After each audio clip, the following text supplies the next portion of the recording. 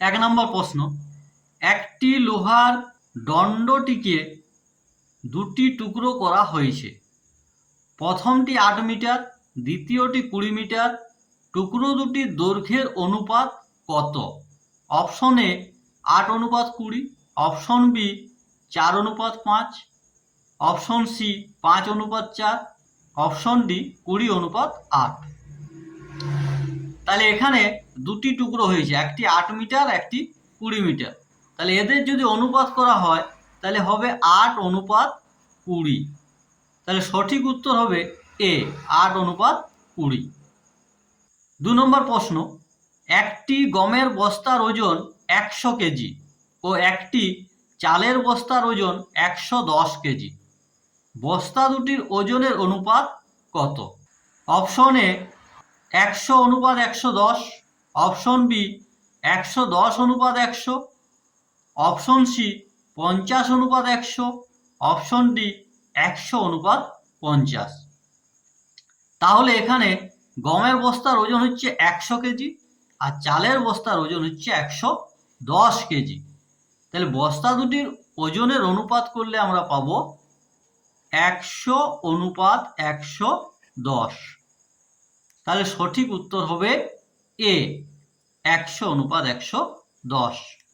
৩ নম্বর প্রশ্ন, সুমিতের বয়স ২০ বছর, তার বোনের বয়স ১২ বছর। দুজনের বয়সের অনুপাত কত? অপশন এ ১২:২০, অপশন বি ৬:১০, অপশন সি ২০:১২, অপশন ডি ১০:৬। তাহলে এখানে সুমিতের বয়স হচ্ছে ২০ বছর আর বোনের বয়স হচ্ছে ১২ বছর। তাহলে বয়সের অনুপাত হচ্ছে ২০ বছর অনুপাত ১২ বছর। তাহলে এদের একক দুটি একই আছে, তাই অনুপাতটি হয়ে যাবে ২০:১২। সঠিক উত্তর হবে অপশন সি। ৪ নম্বর প্রশ্ন, ২০:২৫ এর লঘিষ্ঠ অনুপাতটি হবে এ ১০:৫, বি ৫:৪, সি ২০:২৫, ডি ৪:৫। লঘিষ্ঠ, লঘিষ্ঠ মানে হচ্ছে ছোট। তাহলে ২০:২৫, একে যদি ছোট করা যায় তাহলে হচ্ছে ৫ দিয়ে কাটি, ৫×৪ = ২০ আর ৫×৫ = ২৫। তাহলে ৪:৫। তাহলে সঠিক উত্তর হবে অপশন ডি। ৫ নম্বর প্রশ্ন, ২৩:১৭ এর ব্যস্ত অনুপাতটি হবে অপশন এ ২৩:৭১, বি ১৭:২৩, সি ৭:২, ডি ১:৯। ব্যস্ত অনুপাত হচ্ছে পূর্বপদ অনুপাত উত্তর পদের, ব্যস্ত অনুপাত হয় উত্তর পদটা আগে আর পূর্ব পদটা হবে পরে। তাহলে এখানে ১৭ ছিল উত্তর পদ, ১৭টা হয়ে যাবে আগে। তাহলে ব্যস্ত অনুপাত হয়ে যাবে ১৭:২৩, অপশন বি। ৬ নম্বর প্রশ্ন, সৌমেনের বাংলা ও ইংরেজি পরীক্ষায় পাওয়া নম্বরের অনুপাত ১০:১৪।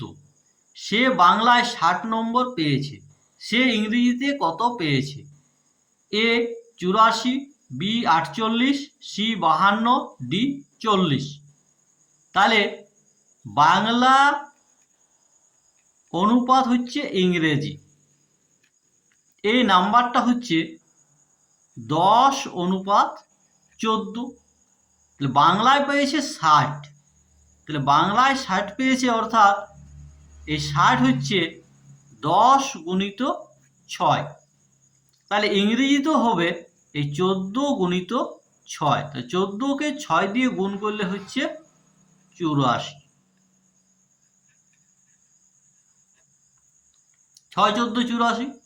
তাহলে সঠিক উত্তর হবে অপশন এ। ৭ নম্বর প্রশ্ন, ১২টি কলমের দাম ৩৬ টাকা হলে ১৮টি কলমের দাম কত? তাহলে 12টি কলমের দাম হচ্ছে 36 টাকা। তাহলে একটি কলমের দাম হবে কত? 36 ভাজিত 12 সমান 3 টাকা। তাহলে 18টি কলমের দাম হবে 3 গুণিত 18, 54 টাকা।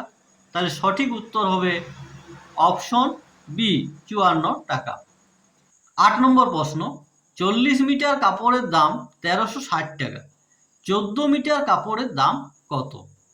এ 746 টাকা, বি 647 টাকা, সি 476 টাকা, ডি 467 টাকা। তাহলে 40 মিটার কাপড়ের দাম হচ্ছে 1360 টাকা। তাহলে 1 মিটারের দাম হবে 1360 ভাজিত 40, আর 14 মিটারের দাম হবে এর সঙ্গে 14 গুণ হবে। তাহলে কাটাকুটি করে দাও, 0 0 আর 2 দিয়ে কাটবে 2, 2 দিয়ে 7, আবার 2 দিয়ে এটা যাচ্ছে 6 দুগুণে 12, 8 দুগুণে 16, 68 সমান 7 8 56, 6 হাত থাকলো 5, 6 7 42 আর 5 47, তাহলে 476 টাকা। Option C. 9 নম্বর প্রশ্ন, একটি কারখানায় 24 জন শ্রমিক এক মাসে 108টি যন্ত্রাংশ তৈরি করতে পারে। আগামী এক মাসে তারা 144টি যন্ত্রাংশ তৈরি করার বরাত পেয়েছে। কাজটি সময়মতো শেষ করতে কত বাড়তি মজুর লাগাতে হবে? অপশন এ 8 জন, বি 32 জন, সি 4 জন, ডি 16 জন। তাহলে এখানে বাড়তি মজুর কতজন লাগাতে হবে? তাহলে এখানে জন আছে 24 আর যন্ত্রাংশ আছে 108টি। 144টি যন্ত্রাংশ করতে কতজন লাগবে? তাহলে এটাকে যদি ঐকিক নিয়মে করো, 108টি যন্ত্রাংশ তৈরি করতে 24 জন লাগছে, তাহলে একটি করতে 24 ডিভাইডেড বাই 108, আর 144টি করতে 24 গুণিত 144 ডিভাইডেড বাই 108। তাহলে 12 দিয়ে যাচ্ছে, 12 9 আর 12 12, 3 দিয়ে যাচ্ছে, 3 4 12, 3 3 9, 3 8 24, তাহলে 4 8 32 জন। তাহলে আমাদের 32 জনের মধ্যে 24 জন শ্রমিক আছে, তাহলে 24 জন বিয়োগ, তাহলে বাড়তি লাগছে কজন? 8 জন। তাহলে সঠিক উত্তর হবে অপশন এ, 8 জন। 10 নম্বর প্রশ্ন, 10:16 সমানুপাত 80 স্টার মার্ক, অর্থাৎ এখানে নাম্বারটি বার করতে হবে। তারা চিহ্নিত পদটির সংখ্যাটির কত হবে? এ 32, বি 40, সি 218, আর ডি হচ্ছে 128। তাহলে এখানে অনুপাতে দেওয়া আছে 10:16 সমানুপাত 80 স্টার মার্ক, অর্থাৎ এটাকে যদি তোমরা ভগ্নাংশের আকারে লেখো, তাহলে 10/16 সমান হয়ে যাচ্ছে 80, এই যে স্টার মার্ক ফাঁকা জায়গাটি। তাহলে দেখো 10-এর 8 গুণ হচ্ছে 80, তাহলে 16-র 8 গুণ হবে, তাহলে 16 গুণিত 8, 128। তাহলে সঠিক উত্তর হবে অপশন ডি, 128। আজ এখান পর্যন্তই।